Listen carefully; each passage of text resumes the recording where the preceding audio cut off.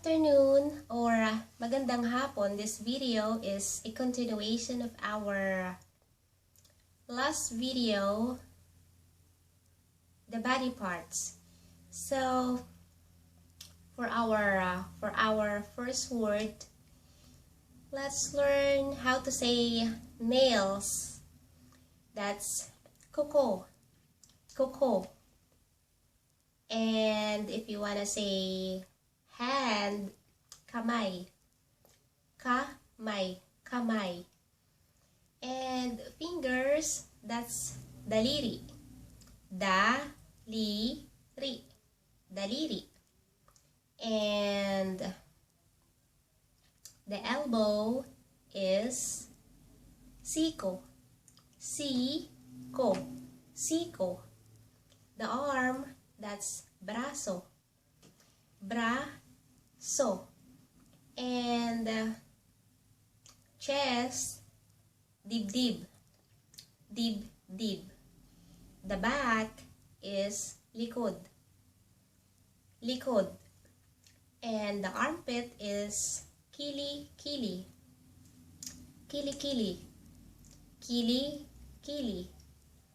And the palm of the hand, that's palad.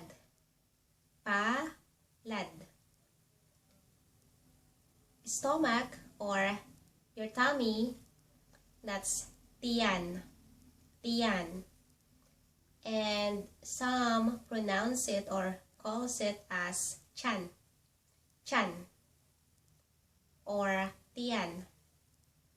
So that's whichever word you prefer using, tiyan or chan. And next word would be the ankle. The ankle is bukong.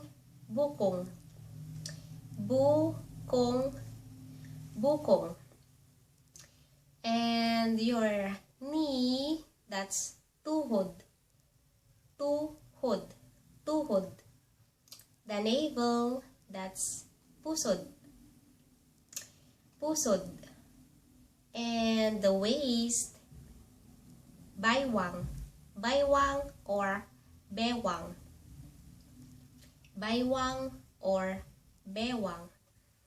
And the legs, that's binti.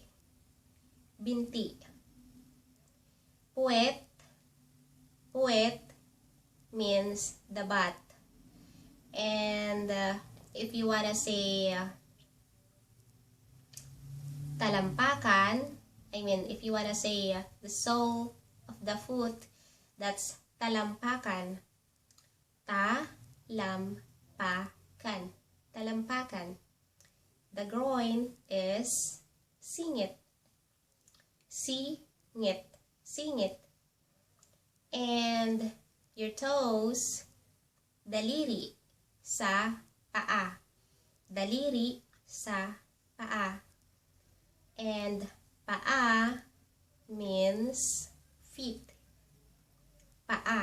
That's the feet. So that's it. For our next video, we're going to learn the internal organs. Click on the About section and practice the Tagalog words listed that we use on the video. Bye-bye!